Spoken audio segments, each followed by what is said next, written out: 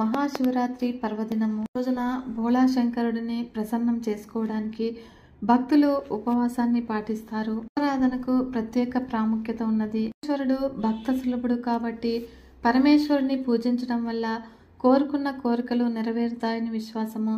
ఇక శివుడిని పూజించడానికి తెల్లవారుజామున నిద్రలేచి స్నానం చేయాలి. ఈ రోజున ఆలయానికి వెళ్ళి శివలింగానికి నీరు పాలు సమర్పించాలి. భస్మాభిషేకానికి కూడా ప్రాముఖ్యత ఉన్నది. ఈ రోజున శివారాధనకు చాలా ప్రాముఖ్యత ఉంది. మన శాస్త్రాల ప్రకారము శివుడు ఎంత కోపంతో ఉంటాడో అంత దయగల దైవము.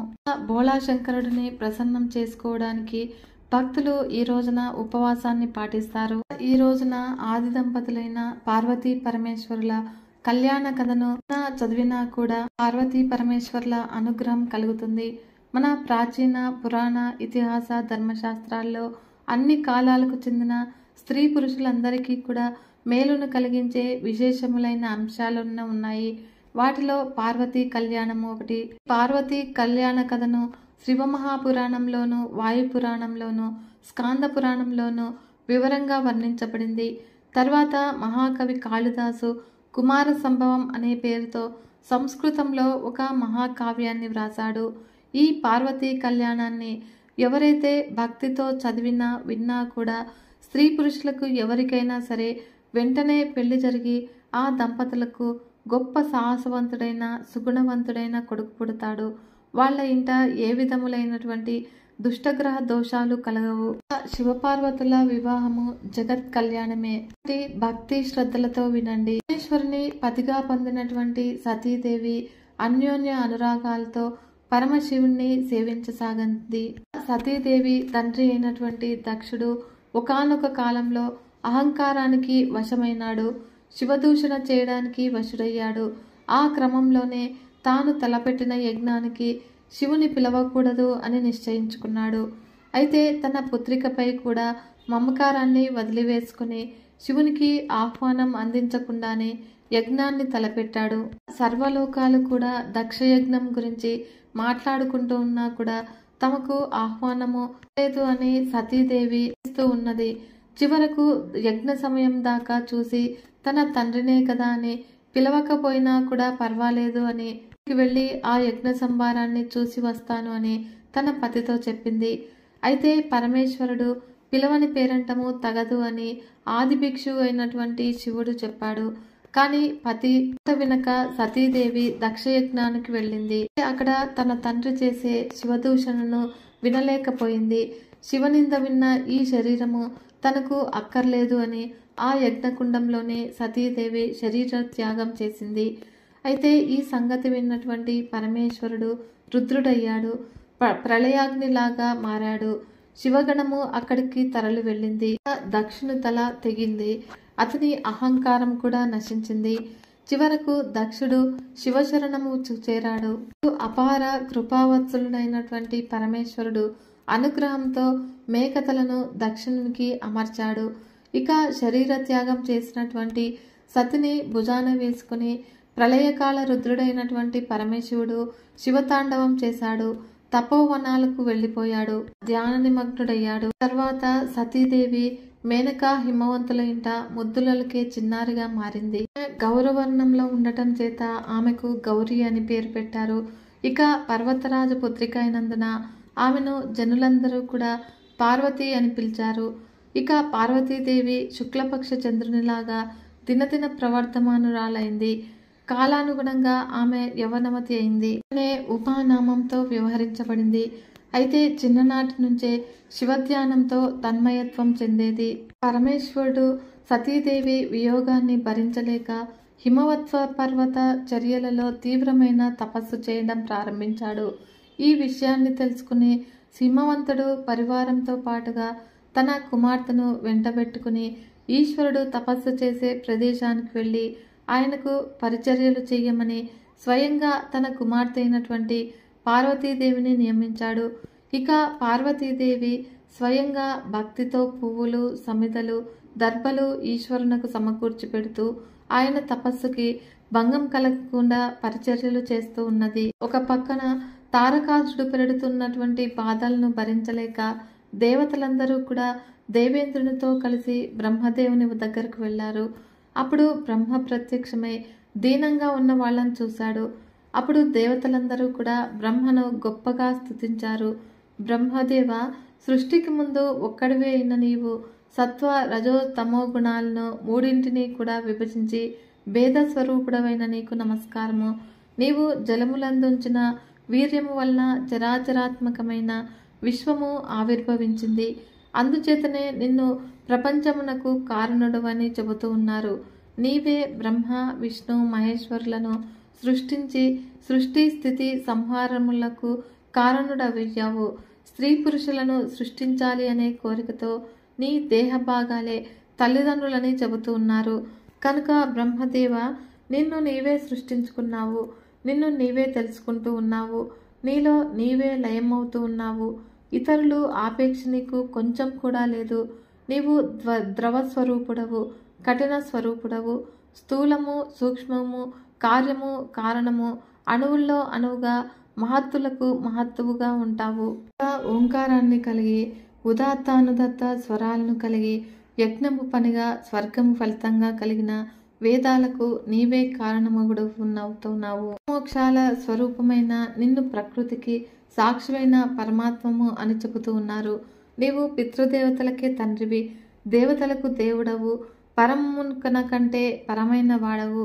నీవే హవ్యము, నీవే హోతవు, నీవే యజమానివి, భోజ్యము భోక్త భుజించేవాడవు నీవే, నీకంటే రెండవది లేదు అని ఈ విధమైన దేవతల యథార్థ స్తోత్రానికి సంతోషించిన బ్రహ్మదేవతలను అనుగ్రహించి పర పశ్చంతి మధ్యమ వైఖరి అనే 4 విధాలైన భాష 4 ముఖాల నుంచి వెలువడింది. దేవతల యోగక్షేమాలను అడిగాడు. వాళ్ళ ముఖాలు కాంతివిహీనలై ఉండటానికి కారణాన్ని అడిగాడు. అప్పుడు తారకాసురుని వలన తాము బాధపడుతున్న బాధలను వివరించి వాణ్ణి సంహరించమని దేవతలు ప్రార్థించారు. అప్పుడు బ్రహ్మదేవుడు చెప్పాడు, మీ కోరిక నెరవేరుతుంది, కానీ నేను అతన్ని సంహరించలేను. వాణ్ణి నేనే వృద్ధి పొందించాను. విషవృక్షాన్నైనా కూడా తానే పెంచి తానే నరుకుట తగినది కాదు కదా. వాణ్ణి చంపడానికి ఈశ్వర రేతస్సు నుంచి పుట్టినవాడే సమర్థుడవుతాడు, కానీ మరెవ్వరికి సాధ్యం కాదు. కనుక ఈశ్వరుని రేతస్సును పార్వతీదేవి మాత్రమే భరించగలదు. ఇనుము అయస్కాంతం చేత ఆకర్షింపబడినట్లుగా శివునకు పరిచర్యలు చేస్తూ ఉన్నటువంటి పార్వతీ మనస్సును పరమేశ్వరుడు ఆకర్షించేటట్లుగా ప్రయత్నించండి. ఆ పార్వతీ పరమేశ్వరుల కుమారుడు మీకు సేనాని అవుతాడు అని ఈ విధంగా చెప్పి బ్రహ్మ అంతర్ధానం చెందాడు. అప్పుడు దేవతలు కూడా కార్యాన్ని చక్కబెట్టడానికి దేవలోకానికి వెళ్ళిపోయారు. దేవేంద్రుడు అన్నాడు, పరమేశ్వరుని మనస్సును చలింపగలిగే శక్తి మన్మధునకు మాత్రమే ఉన్నదని నిశ్చయించి మనసులో తలుచుకున్నాడు. అప్పుడు వెంటనే మన్మధుడు స్త్రీల కనుబొమ్మల వంటి అందమైన ధనుస్సుని భుజంపై ధరించి లేత మామిడి మొగ్గను బాణంగా పట్టుకుని వసంతునితో కలిసి ఇంద్రుని ఎదుటకి వచ్చాడు. ఇంద్రుడు మన్మధుని చాలా గౌరవించి తన సింహాసనంపై కూర్చుండబెట్టుకుని, మిత్రమా, నాకు వజ్రాయుధము, నీవు కూడా 2 అస్త్రములు.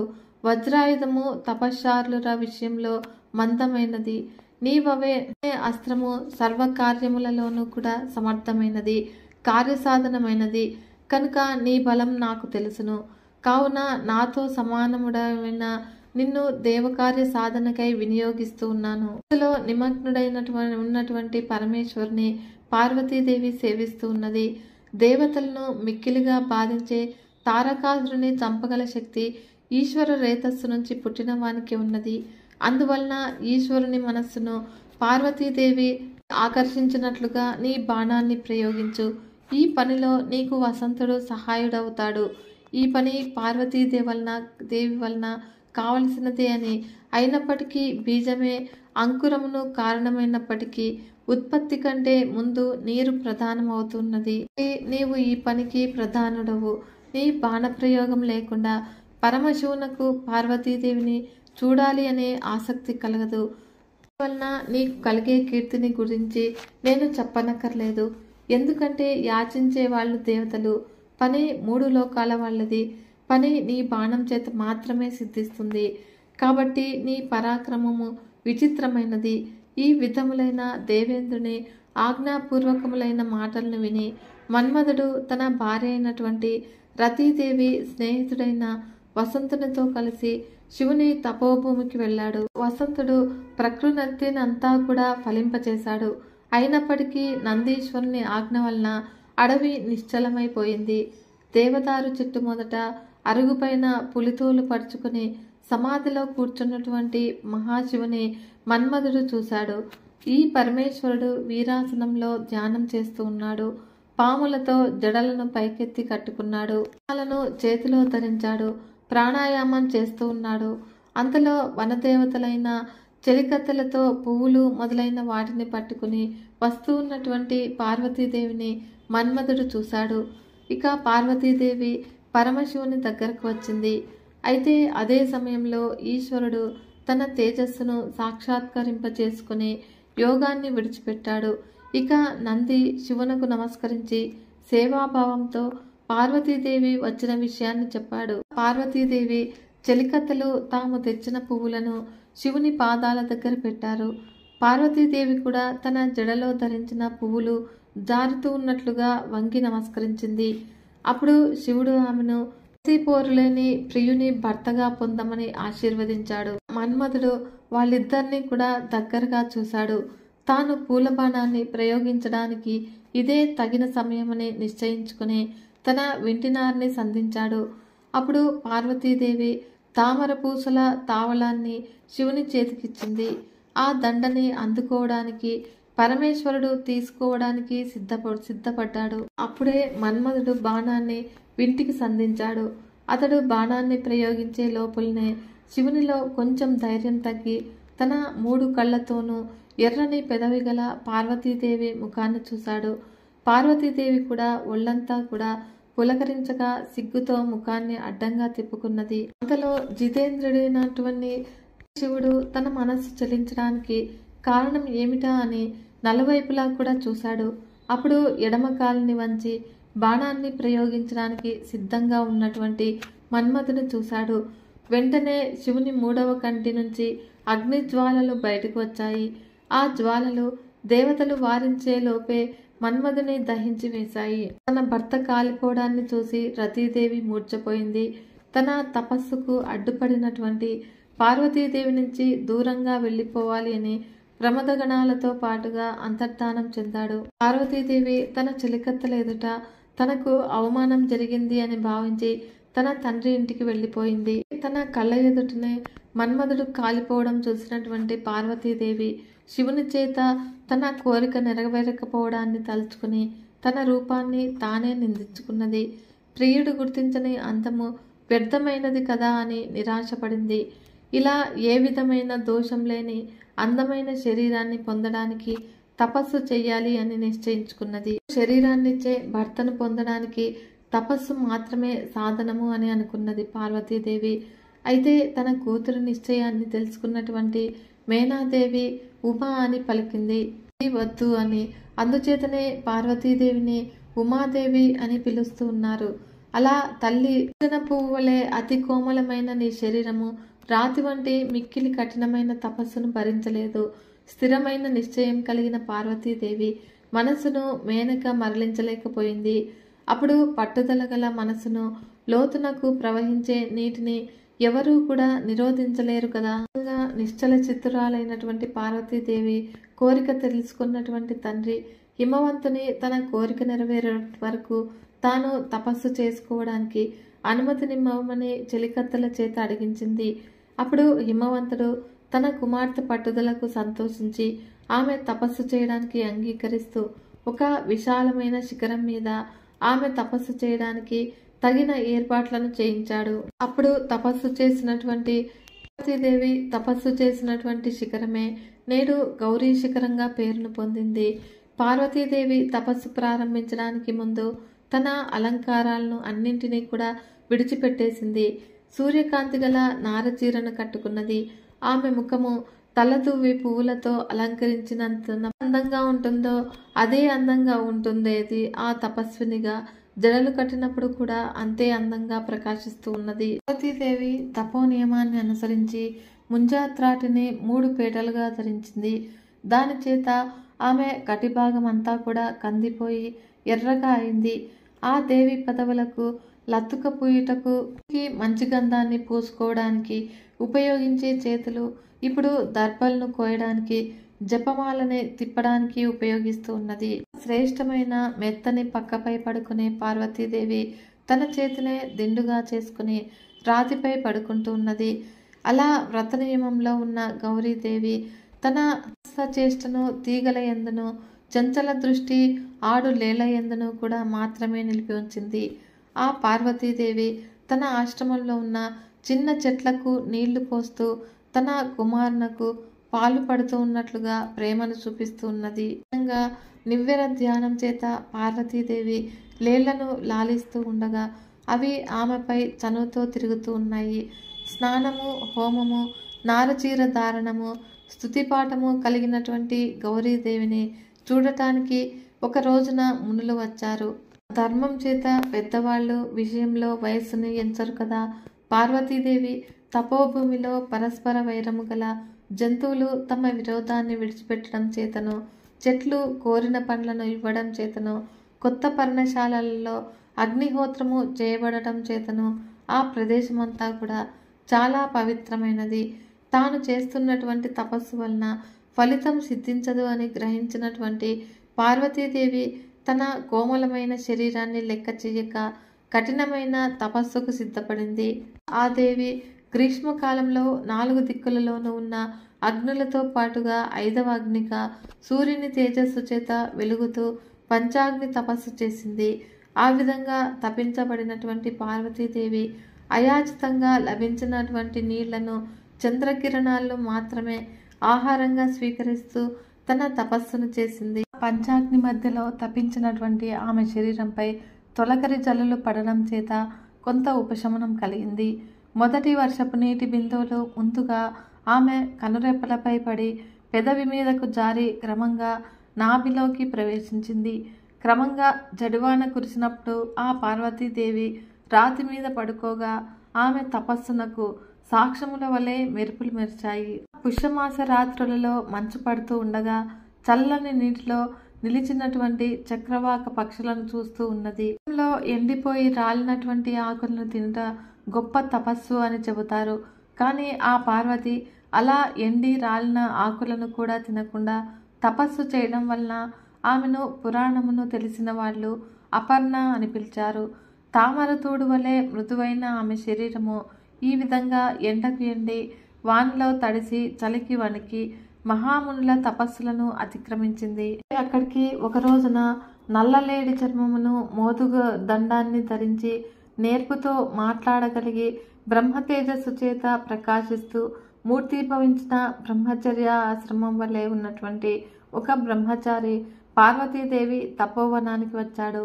అప్పుడు పార్వతీదేవి ఆయనకు ఎదురు వెళ్ళి గౌరవంగా సపర్యలు చేసి ఆశ్రమానికి తీసుకువచ్చింది.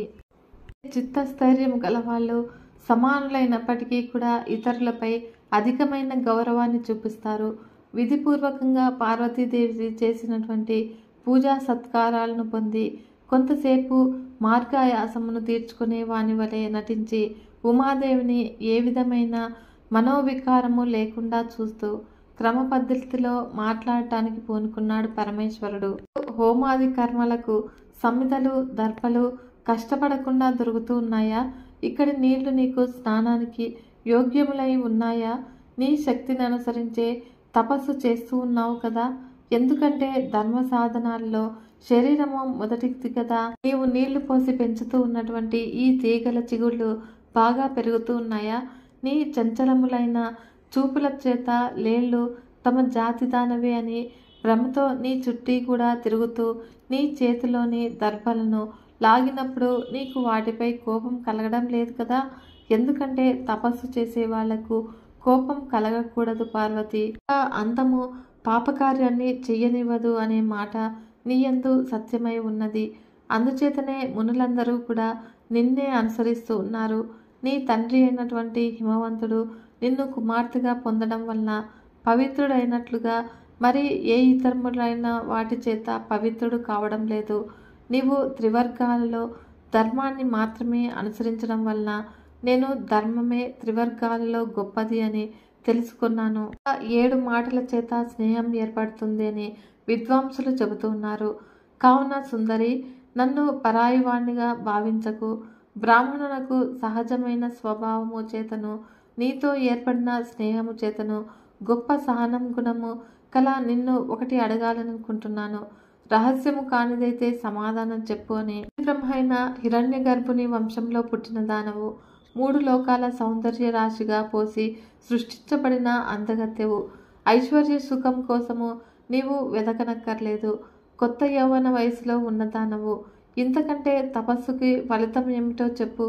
సాధారణంగా స్త్రీలు భరించలేని అవమానాన్ని పొందినప్పుడు ఈ విధమైన తపశ్చర్యకి పూనుకుంటారు. అటువంటిది నీకు ఎన్నడూ జరగలేదు. ఎందుకంటే ఇతరులకు ఎవ్వరికీ కూడా లభించని విచారము లేని రూప సౌందర్యము కలదానవు. నీ తల్లిదండ్రుల వలన నీకు ఎటువంటి అవమానము కూడా కలగదు. ఇంకా ఇతరుల వలన ఏ విధంగానూ కూడా అవమానం జరగదు. పడగపై ఉన్న మణిని పొందటానికి ఎవడూ కూడా సాహసించడు కదా. యవ్వనంలో ధరించవలసినటువంటి ఆభరణాలను విడిచిపెట్టి ముసలితనంలో ధరింపవలసినటువంటి నారబట్టలను ఎందుకు ధరించావో చెప్పు. చంద్రుడు నక్షత్రాలతో కూడిన రాత్రి సమయంలో సూర్యోదయానికి అర్హమవుతుందేమో చెప్పు. స్వర్గాన్ని కోరి తపస్సు చేస్తున్న దానవైతే నీ శ్రమ వ్యర్థమే. అంటే నీ తండ్రి నివాస భూమిలే దేవతా విహార స్థలాలు, లేదా వరుని గురించి తపస్సు చేస్తూ ఉన్న దానివైతే ఇంకా తపస్సు చాలించు. రత్నాన్ని ధరించే వాళ్లే వెతుక్కుంటారు, కానీ రత్నం తనను ధరించే వాళ్ళ కోసం వెతకదు కదా. నీ వేడి నిట్టూర్పు వలన నీవు వరుని కోసమే తపస్సు చేస్తూ ఉన్నట్లుగా నా మనసులో సందేహం కలుగుతూ ఉన్నది. వరించదగిన వాడే ఉండడు. అయినా కూడా నీవు వరించినప్పటికీ కూడా లభించని వాడెవడు ఉంటాడు? ఆహా, నిన్ను ఇంతగా కష్టపెడుతూ ఉన్న ఆ యువకుడు ఎవడో గాని తన సౌందర్య గర్వంతో మోసపోయానని నేను భావిస్తూ ఉన్నాడు. ఇటువంటి స్థితిలో నిన్ను చూసిన మనస్సున్న వానికి ఎవ్వరికైనా సరే మనస్సు మండుతుంది. ఓ గౌరీ, ఎంతకాలం నీవిలా కష్టపడతావు? ఇంకా నీ తపస్సు చాలించు. నేను కూడా తపస్సు చేసిన వాడినే. కావాలంటే నా తపస్సులో సగభాగాన్ని నీకు ఇస్తాను. దానివలన నీవు కోరిన ప్రియుని పొందవచ్చును. అతడెవడో నాకు చెప్పు అని ఈ విధంగా బ్రహ్మచారి అయిన బ్రాహ్మణుడు అడగ్గా సిగ్గుతో తాను చెప్పలేక పక్కనున్నటువంటి తన చెలికత్తె వైపు క్రీగంటితో సైగ చేసింది. ఆ పార్వతీదేవి చెలికత్తె బ్రహ్మచారితో చెప్పింది, విద్వాంసుడా, మా పార్వతీదేవిని గురించి తెలుసుకోవాలి అని నీకు కుతూహలంగా ఉన్నది. చెబుతాను విను. ఈమెను దేవేంద్రుడు మొదలైన సంపన్నులైన నలుదిక్పాలకులకు పెళ్లి చేసుకోవడానికి సిద్ధపడినప్పటికీ కూడా వాళ్ళని తిరస్కరించి రూపం చేత జయింపశక్యం కానివాడు, మన్మథుని జయించిన వాడు అయిన మహేశ్వరుని భర్తగా పొందదలిచి తపస్సు చేస్తూ ఉన్నది. పూర్వము మన్మథుడు ప్రయోగించిన బాణాన్ని ఈశ్వరుడు హూంకారంతో కోపించగా అది వెనక్కి వచ్చి ఈ పార్వతీదేవి గుండెల్లో గాఢంగా నాటుకున్నది. నుంచి తండ్రి ఇంట మదనావస్థను పొందిన పార్వతీదేవి నుదుటిపై చందనాన్ని పూసుకున్నప్పటికీ కూడా ఒక్కరోజు కూడా ఉపశమనాన్ని పొందలేదు. మంచుతో గడ్డగడ్బడిన రాతి పలకపై పడుకోగా ఈమె శరీరపు వేడికి ఆ మంచు పలక కరిగిపోయింది, కానీ ఈమెకు చల్లదనం కలగలేదు. తన ప్రియుని చిత్రాన్ని పటంలో గీసి, ప్రియుడా, నీవు అన్నీ తెలిసిన వాడవని పండితులు చెబుతూ ఉన్నారు. మరి నీ పైన నిలిపిన నన్ను ఏలా తెలుసుకోనలేకపోతూ ఉన్నావు అని ప్రశ్నించింది. రాత్రి 3 జాములు మెలకువగా ఉండి 4వ జామున క్షణకాలం కన్నులు మూసి శివుడు వచ్చి వెళ్ళిపోతూ ఉన్నట్లుగా కలగని నీలకంఠ, ఎక్కడికి వెళ్ళిపోతూ ఉన్నావు అని పలవరిస్తూ మేల్కొనేది. జగన్నాథుడైనటువంటి ఆ పరమేశ్వరుని ఎన్నటికీ కూడా చూడలేక తండ్రి అనుమతిని తీసుకుని తపస్సు చెయ్యాలి అనే ఆలోచనతో మాతో కలిసి ఈ తపోవనానికి వచ్చింది. ఈమె తపస్సు ప్రారంభించే ముందు ఈమె నాటిన విత్తనము మొలకెత్తి పెద్ద చెట్టై పుష్పించి ఫలించి ఈమె తపస్సుకి సాక్ష్యంగా నిలిచింది, కానీ ఈమె కోరిక మాత్రం ఇంకా మొలకెత్తనే లేదు. తపస్సు చేత కృషించిపోయిన పార్వతీదేవిని చూస్తూ ఉన్నటువంటి మాకు ఎండిపోయిన చాలును తడిపిన దేవేంద్రునిలాగా దుర్లభుడైన ఈశ్వరుడు ఎప్పుడు అనుగ్రహిస్తాడో మేము తెలుసుకోలేకపోతూ ఉన్నాము. ఈ విధంగా పార్వతీదేవి హృదయాన్ని రహస్యం లేకుండా చెప్పిన చెలికత్తెల మాటలను విని బ్రహ్మచారి, ఓయి నీ చెలికత్తె చెప్పిన మాట నిజమేనా అని అడిగాడు. పార్వతీదేవి నమస్కరించి జపమాలని మోచేతిలో వేసుకుని సిగ్గుపడుతూనే బ్రహ్మచారితో చెప్పింది, విధుల్లో శ్రేష్ఠుడా, నీవు విన్నదంతా నిజమే. ఉన్నత పదవిని పొందడానికి తపస్సే తగిన సాధనం కదా. కోరికలను పొందడానికి విషయం లేదు కదా. పార్వతీ మాటలను విని బ్రహ్మచారి, ఆ మహేశ్వరుడు చాలా మంగళకరములైన అలవాట్లు కలవాడని తెలిసి కూడా మళ్ళీ వానినే వరిస్తూ ఉన్నావు. వానిని గురించి ఆలోచించి నీ ప్రయత్నాన్ని విడిచిపెట్టు. వస్తువుని పొందాలనే పట్టుదల కల పార్వతీదేవి మంగళప్రదమైన వివాహ కంకణము ధరించిన నీ చేతిని పాములను కడియములుగా ధరించిన శివుడు తన చేతితో మొదటిసారిగా పట్టుకున్నప్పుడు నీవు ఏ విధంగా ఓర్చుకోగలవు?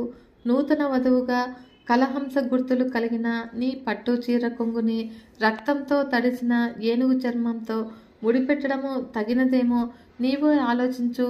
గొప్ప రాజభవనంలో పువ్వులు పరిచిన నేలపై పడే నీ కాలిపారాని గుర్తులు తో వెదజల్లబడిన శ్మశానంలో ఉండటానికి శత్రువు కూడా సాధించలేడు.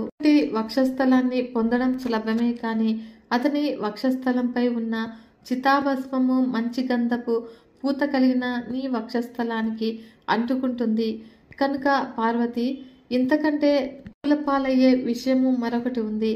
కొత్త పెళ్లి కూతురుగా పట్టుపుటోనుగుపై ఊరేగవలసిన నీవు ముసలి ఎద్దుపై ఎక్కి తిరగడం చూసిన ప్రజలందరూ కూడా నవ్వుతారు. ఇంతకు ముందే ఆశ్రయించిన చంద్రుని గురించి, ఆయనను పెళ్లి చేసుకోదలిచిన నిన్ను గురించి విచారించవలసి వస్తూ ఉన్నది. పార్వతి, శివునిలో వరుణకు ఉండవలసిన లక్షణాలలో ఏ ఒక్కటైనా ఉన్నాయేమో ఆలోచించు. శరీరపు అందాన్ని చూస్తే వంకర కన్నులు, పుట్టుక ఎటువంటిదో ఎవ్వరికీ కూడా తెలియదు.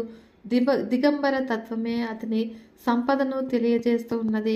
అందువలన ఈశ్వరుని పెళ్లి చేసుకోవాలి అనే ఆలోచనను విడిచిపెట్టు.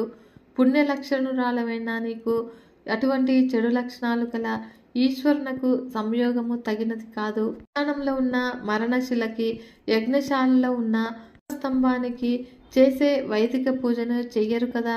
ఈ విధంగా శివుని గురించి తిరస్కారంగా మాట్లాడిన బ్రహ్మచారితో పార్వతీదేవి కోపంతో ఇలా చెప్పింది, నీవు నిజంగా ఈశ్వరుని పరమార్థాన్ని తెలిసినవాడువు కావు. అందుచేతనే నాతో ఈ విధంగా మాట్లాడుతూ ఉన్నావు. లోక సామాన్యము కానీ కారణలేని మహాత్ములను గురించి అవివేకులే ఈ విధంగా ద్వేషిస్తారు. ఆపదలకు ప్రతీకారంగా కానీ సంపదలను కోరుకున్న వారు గాని మంచి గంధము మొదలైన సుగంధ ద్రవ్యాలను అలంకారములను స్వీకరిస్తారు. ఏ విధమైన కోరికలు లేని ఈశ్వరునకు వీటితో పని లేదు. ఈశ్వరుడు దరిద్రుడైనప్పటికీ కూడా సంపదలన్నింటికీ కూడా కారణమవుతూ ఉన్నాడు. శ్మశాన నివాసి అయినప్పటికీ 3 లోకాలకు అధిపతి అవుతూ ఉన్నాడు. భయంకర రూపం కలిగినప్పటికీ శివుడు అనే సౌమ్యుడు అని చెబుతూ ఉన్నారు. శివుని నిజతత్వాన్ని ఎవ్వరూ కూడా ఎరగరు. ఆభరణాలను ధరిస్తాడు, పాములను ధరిస్తాడు, ఏనుగు చర్మాన్ని ధరిస్తాడు, పట్టుబట్టల్ని ధరిస్తాడు, పట్టుకుంటాడు, బాలచంద్రుని ధరిస్తాడు.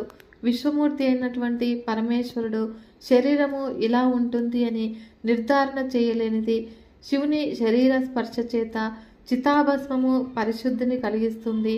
కావుననే ఆయన తాండవం చేసినప్పుడు రాలిన భస్మాన్ని తలపై ధరించడానికి దేవతలు తన కిరీటాలకు పూసుకుంటూ ఉన్నారు. ఏనుగుపై ఊరేగుతూ వచ్చే దేవేంద్రుడు ఎద్దుపై ఎక్కి వచ్చే శివుని చూసి ఏనుగు దిగి పాదాలలో అన్ని దోషాలనే చెప్పబోయే ఏ ఒక్కటి మాత్రము నిజమే చెప్పావు. దేవేంద్రుడు ఎద్దుపై ఎక్కి వచ్చే శివుని చూసి దిగి శివుని పాదాలకు తన శిరస్సుతో నమస్కరిస్తూ ఉన్నాడు. కనుక ఓయి బ్రాహ్మణ, నష్ట స్వభావం చేత శివునిలో అన్ని దోషాలనే చెప్పబోయి ఒక్కటి మాత్రం నిజమే చెప్పావు. స్వయంభువుడైన బ్రహ్మ పుట్టుకకు కారకుడైన పరమశివుని పుట్టుకకు తెలుసుకునడము ఎవ్వరికీ కూడా సాధ్యం కాదు. ఇంకా నీతో వాదం చాలును. ఆ పరమశివుడు నీవు చెప్పినట్లే ఉండునుగాక. నా మనస్సు పైనే లగ్నమై ఉంది. స్వేచ్ఛగా సంచరించే వాళ్ళు ఇతరుల మాటలను వినరు. లారా, ఈతడు ఇంకా ఏదో మాట్లాడటానికి వాని పెదవులను కదుపుతూ ఉన్నాడు. మహాత్ములను దూషించిన వాళ్లే కాక ఆ దూషణలు విన్న వాళ్ళు కూడా పాపాత్ములే అవుతారు. వీనిని నివారించండి, లేదా నేనే ఇక్కడి నుంచి వెళ్ళిపోతాను అని చెప్పి పార్వతీదేవి అక్కడి నుంచి లేచి ఉన్నప్పుడు ఆమె పవిట జారింది. అప్పుడు ఈశ్వరుడు నిజస్వరూపంతో ఆమె కొంగును పట్టుకున్నాడు. పార్వతీదేవి వెనక్కు తిరిగి చూసి ఒళ్ళంతా కూడా చెమటతో తడవగా వణుకుతూ ఉన్నదై ముందుకు వెళ్ళడానికి కాలిని ఎత్తినట్లే ఉంది. ప్రవాహానికి కొండ అడ్డుపడినట్లుగా నదిలాగా పర్వతపుత్రిక ముందుకు వెళ్ళడానికి ఎత్తిన కాలిని ఎత్తినట్లే ఉంచి ప్రవాహానికి కొండ అడ్డుపడినదిగా పర్వతపుత్రిక ముందుకు వెళ్ళలేక అక్కడ నిలవలేక బొమ్మలాగా ఉండిపోయింది. ఈశ్వరుడు, సుందరాంగి, నీ తపస్సు చేత నన్ను నీవు తీసుకున్నావు. నేటి నుంచి నేను నీ పాదసేవకుడను అని చెప్పాడు. ఆ మాటలను విని పార్వతీదేవి తాను తపస్సు వలన పొందిన కష్టాన్ని మర్చిపోయింది. కష్టము ఫలించగానే తిరిగి కొత్త శక్తి పుడుతుంది. తన తండ్రి కన్యాదానం చేయగా తనను భార్యగా స్వీకరింపమని పార్వతీదేవి తన చెలికత్తెల చేత శివునకు చెప్పించింది. పార్వతీ మాటలకు శివుడు అంగీకరించి సప్త మహర్షులను స్మరించాడు. తపస్సు చేత తేజోవంతులైన సప్తమహర్షులు అరుంధతీదేవితో కలిసి నలువైపులా కూడా ప్రకాశింపచేస్తూ శివుని దగ్గరకు వచ్చారు. ఆ మహర్షులు ముత్యాల జంధ్యాలను ధరించి బంగారపు నారవస్త్రాలను కట్టుకుని రత్నాల జపమాలలను చేతిలో పట్టుకుని విరాజిల్లుతూ ఉన్నారు. సూర్యుడు తన గుర్రాలను కిందికి దింపి తన రథానికి ఉన్న జెండాలను వంచి సప్త మహర్షులకు అరుంధతికి నమస్కరించాడు. ప్రళయకాలంలో లోకాలన్నీ కూడా నశించినప్పుడు శ్రీ మహావిష్ణువు ఆదివరాహ రూపంలో భూదేవితో పాటుగా ఈ మహర్షులను కూడా తన కోరలతో పైకి ఎత్తి పట్టుకున్నాడు.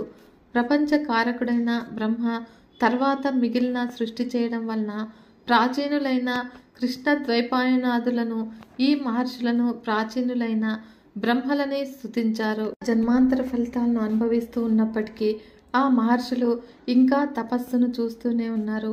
అటువంటి మహర్షుల మధ్యన తన భర్తనే చూస్తూ వస్తూ ఉన్నటువంటి అరుంధతీదేవి ఆ ఋషులు తపఫలాన్ని సిద్ధింపచేసే దేవతలు ఆ ప్రకాశిస్తూ ఉన్నది. శివుడు ఆ మహర్షులందరినీ కూడా తన భావనతోనే గౌరవించాడు. పరమశివునకు అరుంధతిని చూడగానే తాను కూడా భార్యను పొందాలి అనే కోరిక ఎక్కువైంది. పతివ్రతలైన భార్యలే ధర్మ సాధనకు మూలమైన వాళ్ళు. శివునకు భార్యను పొందాలి అనే కోరిక కలగగా మన్మధునకు ఉపశమనం కలిగింది. వేగముగా 4 వేదాలను అధ్యయనం చేసినటువంటి ఆ మహర్షులు సంతోషంతో జగద్గురువైన పరమశివునితో చెప్పారు. వేదాలను నియమపూర్వకంగా అభ్యసించినందుకు, విధి ప్రకారంగా హోమం చేసినందుకు, మేము చేసిన తపస్సునకు నేడు మాకు ఫలితం సిద్ధించింది. ప్రభువైన నీవు మమ్మల్ని స్మరించడం వలన మా కోరిక సిద్ధించింది. నిన్ను మనస్సులో కలిగిన వాడే పూజ్యుడైనప్పుడు నీ మనస్సులో ఉన్నవాళ్ళు పూజ్యుల్లో శ్రేష్ఠులవుతూ ఉన్నారు. కాబట్టి ముందే మేము సూర్యచంద్రుల కంటే ఉన్నతమైన స్థానాన్ని పొంది ఉన్నాము. ఇప్పుడు నీవు మమ్మల్ని స్మరించడం వలన ఇంకా ఉన్నతమైన స్థానాన్ని పొందిన వాళ్ళమయ్యాము. వారి ఆదరణము తమ గుణాల్లో విశ్వాసము కలిగించేటందుకు చేత మేము నీచే గౌరవాన్ని పొంది మేము గొప్పవాళ్ళముగా భావించుకుంటూ ఉన్నాము. నీవు మమ్మల్ని స్మరించినందువలన వచ్చిన సంతోషాన్ని నీకు చెప్పము. పాక్ష అంతర్యామివైన నీకు మేము ఏమి చెప్పగలము? నిన్ను మేము స్వయంగా చూస్తూ ఉన్నప్పటికీ నీ యథార్థ తత్వాన్ని మేము గ్రహింపలేము. అతీతుడైన నీ ఆత్మస్వరూపాన్ని మాకు చెప్పు. సృష్టి, స్థితి, సంహారాల్లో ఈ రూపం దేనికి సంబంధించినది? సరే, నీ స్వరూప విషయాన్ని అలా ఉంచు. ప్రభు, నీవు స్మరించగా వచ్చిన మేము చెయ్యదగిన కార్యాన్ని ఆదేశించండి. అప్పుడు ఈశ్వరుడు చెప్పాడు, ఏ విధమైన కార్యమైనను నా స్వార్థం కోసము కాదని మీరు ఎరుగుదురు గదా. నేను 8 మూర్తులలో ఈ స్వరూపాన్ని పొందానని మీకు తెలిసినదే కదా. నేను వర్షం కోసము దేవేంద్రుని ప్రార్థించిన పక్షుల దేవతలు శత్రువైన తారకాసురుని సంహరించడానికి సంతానాన్ని పొందమని నన్ను ప్రార్థించారు. అందువలన యజమాని హోమాగ్నిని సృష్టించడానికి చంద్రకరణని కోరినట్లుగా పార్వతీదేవి యందు నేను పుత్ర సంతానాన్ని పొందాలి అనుకుంటున్నాను. మీరు హిమవంతుని దగ్గరికి వెళ్ళి నాకు పార్వతినిచ్చి పెళ్లి చేయవలసిందిగా కోరండి. నాకు తెచ్చిన సంబంధములకు విరోధములుండవు. మహోన్నతుడు, స్థిరమైన వాడు, భూభారాన్ని వహిస్తూ ఉన్నటువంటి హిమవంతుడు చాలా పూజనీయుడు. అతనితో సంబంధము నాకు శ్రేష్టమైనది. లోకంలో ఋషులు చెప్పిన మాటలే ఆచారములవుతూ ఉన్నాయి. కాబట్టి హిమవంతునితో ఏ విధంగా మాట్లాడాలో మీకు నేను చెప్పనక్కర్లేదు. పూజ్యురాలైన అరుంధతీదేవి కూడా అక్కడ కార్యాన్ని నిర్వహిస్తుంది. సాధారణంగా వివాహ విషయాల్లో స్త్రీలే సమర్థులై ఉంటారు. అందువలన మీరు వెంటనే కార్యసిద్ధికై ఓషధి ప్రస్థాన పురాణానికి వెళ్ళండి. మళ్ళీ మనం ఈ కోశ తీరంలోనే కలుసుకుందాము. యోగులకు ఆద్యుడైన పరమేశ్వరుడే భార్యను కోరుతూ ఉన్నాడని తెలుసుకున్న మహర్షులు తాము భార్యలతో కూడి ఉన్నందుకు సిగ్గును విడిచిపెట్టారు. చాలా మంచిది అని చెప్పి ఆకాశ మార్గంలో ఓషధి ప్రస్థానపురానికి వెళ్ళిపోయారు. అప్పుడు పరమేశ్వరుడు కూడా తాను ముందుగా నిర్దేశించిన స్థలానికి వెళ్ళిపోయాడు. మహర్షులు ఆకాశ మార్గంలో చాలా వేగంగా ఓషధి ప్రస్థాపురానికి వెళ్లారు. పట్టణము అలకా పట్టణం కంటే సంపన్నమై స్వర్గలోకంలాగా ఉంది. మహర్షులు ఆ పట్టణాన్ని చూసి స్వర్గం కోసము చేసే పుణ్యకార్యాలు ని భావించారు. ద్వారపాలకులు ఆ మహర్షులను చూస్తూ ఉండగానే వాళ్ళు హిమవంతుని మందిరానికి వెళ్లారు. హిమవంతుడు పూజా ద్రవ్యములతో మహర్షులకు ఎదురు వెళ్లి స్వాగతించాడు. స్వయంగా మహర్షులను సత్కరించిన తర్వాత హిమవంతుడు తానే దారి చూపుతూ అంతఃపురానికి తీసుకుని వెళ్ళాడు. అక్కడ ఋషులను కర్రలతో చెయ్యబడినటువంటి ఉన్నతాసనాలపై కూర్చోబెట్టి తాను ఒక ఆసనంపై కూర్చుని మహర్షులతో చెప్పాడు. మహర్షులారా, ఊహించని మీ దర్శనము నాకు మేఘం లేని వర్షంలాగాను కనిపించని పువ్వులు పండ్లుగాను తోచుతూ ఉన్నది. మీ అనుగ్రహం వలన నేను మూఢుడు జ్ఞాని అయినట్లుగా, ఇనుము బంగారమైనట్లుగాను, భూమి నుంచి స్వర్గానికి వెళ్ళినట్లుగాను భావిస్తూ ఉన్నాను. సత్పురుషులు నివసించిన ప్రాంతాన్ని తీర్థమని చెబుతారు కాబట్టి నేను ఈనాటి నుంచి ప్రాణులను పవిత్రులను చేయగల వాడనని భావిస్తూ ఉన్నాను.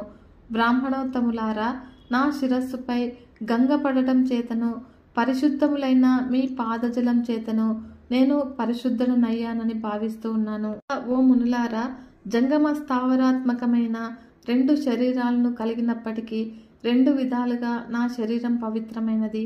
స్థావరాత్మకమైన దేహము మహర్షుల పాదధూళి చేతను, జంగమాత్మకమైన దేహము మహర్షుల కార్యాన్ని సిద్ధింపచేయడం చేతను అనుగ్రహించబడినది. ఇక నా శరీర అవయవాలు దిక్కులకు వ్యాపించినప్పటికీ అవి మహర్షుల రాక వలన కలిగే సంతోషాన్ని భరింపలేకపోతూ ఉన్నాయి. తేజోరూపులైన మీ దర్శనం వలన నాలో ఉన్న రజోగుణము తమో గుణము రెండూ కూడా నశించాయి. నేను మీకు చేయవలసిన పని ఏమీ లేదు. ఏదైనా ఉంటే నన్ను పరిశుద్ధిని చేయడానికే మీరు వచ్చినట్లుగా భావిస్తూ ఉన్నాను. కనుక మీకు కోరికలు లేకపోయినప్పటికీ మాకు ఏ పనినైనా కూడా ఆదేశించండి. మహర్షులు ప్రభువులు ఆజ్ఞాపించడమే అనుగ్రహం అవుతుంది. ఇదిగో నేను, ఈమె నా కూతురు. మీకు ఏ కార్యము ఎవరి వలన జరగాలో ఆదేశించండి. బంగారము మొదలైన సంపదలకు లెక్కలేదు. ఈ విధంగా పలికినటువంటి హిమవంతుని మాటలను గుహలలో ప్రతిధ్వనించినట్లుగా స్పష్టములయ్యాయి. అప్పుడు చెప్పవలసిన విషయాన్ని చక్కగా చెప్పడంతో నేర్పరైన అంగీరసుని మాట్లాడమని ప్రేరేపించారు. అంగీరసుడు హిమవంతునితో ఇలా చెప్పాడు. నీవు కోరిన దాన్ని ఇవ్వడానికి చాలా సమర్థుడవు. ఇంతకంటే గొప్ప వాటిని ఇవ్వగలవు. నీ శిఖరంలాగానే నీ మనస్సు కూడా చాలా ఉన్నతమైనది. నిన్ను స్థావరపుడవైన విష్ణువని చెబుతూ ఉన్నారు. అది యుక్తమే. చరాచర ప్రాణికోటికి నీ గర్భము నిలయంగా ఉంది. రసాతల పర్యంతము కూడా నీవు భరించలేకపోతే శేషుడు తామర తూండ్ల వలె మృదువైన తన పగడగలతో భరించలేడు. సముద్రాల చివరి వరకు వ్యాపించిన నీ కీర్తులను జీవనదులై ప్రవహిస్తూ సముద్రాల్లో కలిసే నదులను పవిత్రములు చేత లోకులందరినీ కూడా పవిత్రులను చేస్తూ ఉన్నాయి. గంగానది విష్ణుపాదం నుంచి పుట్టడం వలన కొనియాడబడుతూ ఉన్నట్లుగా నీ శిరస్సుపై పడి అలాగే కీర్తించబడుతూ ఉన్నది. గంగాను పైకి కిందికి వ్యాపించే స్వభావం కలిగిన విష్ణువునకు గల త్రివిక్రమ రూపము నీకు స్వభావం చేతనే సిద్ధించింది. యజ్ఞ భాగాన్ని పొందేవాళ్ళు మధ్యలో స్థానాన్ని పొందినందువలన నీ వలన మయమైన ఉన్నత శిఖరం గల మేరు పర్వతుని ఔన్నత్యము వ్యర్థమైపోతుంది. కఠినత్వాన్ని అంతను కూడా స్థావర రూపమైన శరీరంలోనే ఉంది. కానీ నీ జంగమ రూపము శరీరం మాత్రము సజ్జనులను ఆరాధించడంలో వినయవంతమైంది. అందువలన మేము వచ్చిన కారణాన్ని విను. ఆ పని నీదే. కళ్యాణముల బోధనల వలన ఈ విషయంలో కొంత భాగాన్ని మేము కూడా పొందుతూ ఉన్నాము. అది గుణములతో కూడి ఇతరుల పురుషులను తాకనే గొప్పదైన ఈశ్వర శబ్దము అర్ధచంద్రుని ధరించి ఉన్నది. పరస్పర సామర్థ్యము గల భూమి మొదలైన అష్టమూర్తుల చేత ఈ విశ్వము గుర్రములచే మార్గంలో బండి ఉన్నట్లుగా భరింపబడుతూ ఉన్నది. తత్వవేత్తలు తమ దేహాల్లోనే వెతుకుతారు. విద్వాంసులు జన్మరహితమైన స్థానము కలవానిగా చెబుతారు. అటువంటి విశ్వకర్మలకు సాక్షి అయిన మహేశ్వరుడు మా ద్వారా నీ కుమార్తెను కోరుతూ ఉన్నాడు. అర్థమును వలె నీ కుమార్తెను ఆయనకు ఇవ్వడానికి యోగ్యమైనది. మంచి భర్త చేతిలో ఉంచిన కన్య మాత్రమే తండ్రికి దుఃఖాన్ని కలిగించదు. చరాచరమైన ప్రాణి సమూహమంతకు కూడా తండ్రి అయిన పరమశివుని పెళ్లి చేసుకోవడం వలన నీ కుమార్తె జగన్మాత అవుతుంది. దేవతలందరూ కూడా నీలకంఠనకు నమస్కరించిన తర్వాత ఆయన భార్య అవడం వలన నీ కుమార్తె పాదాలకు నమస్కరిస్తారు. పర్వతరాజా, ఉమాదేవి వధువు, నీవు దాతవు, అడిగే వాళ్ళము ఈ మేము. వరుడు సాక్షాత్తు పరమేశ్వరుడు. ఇది నీ వంశాభివృద్ధికి చాలును కదా. ఇతరులను స్తుతించక ఇతరులచే స్తుతింపబడేవాడు, ఇతరులకు నమస్కరించక తాను ఇతరుల చేత నమస్కరించబడేవాడు అయిన పరమేశ్వరుని నీ కుమార్తె ద్వారా బంధువు అవడం చేత నీవు గురువు, నాకే గురువు అవుతావు. ఈ విధంగా దేవర్షి చెబుతూ ఉండగా తండ్రి పక్కన తల వంచి లీలా విలాసముగా పార్వతీదేవి పద్మపురేకులను లెక్క పెడుతూ ఉన్నది. హిమవంతుడు తన కోరిక నెరవేరిన వాడైనప్పటికీ మేనకాదేవి వైపు చూశాడు. సాధారణంగా గృహస్థులు కుమార్తె పెళ్లి విషయంలో తమ భార్య కన్నులతోనే చూస్తారు. మేనకాదేవి కూడా తన భర్తకి ఇష్టమైన ఆ కార్యమంతా కూడా తనకిష్టమే అన్నట్లుగా తల ఊపింది.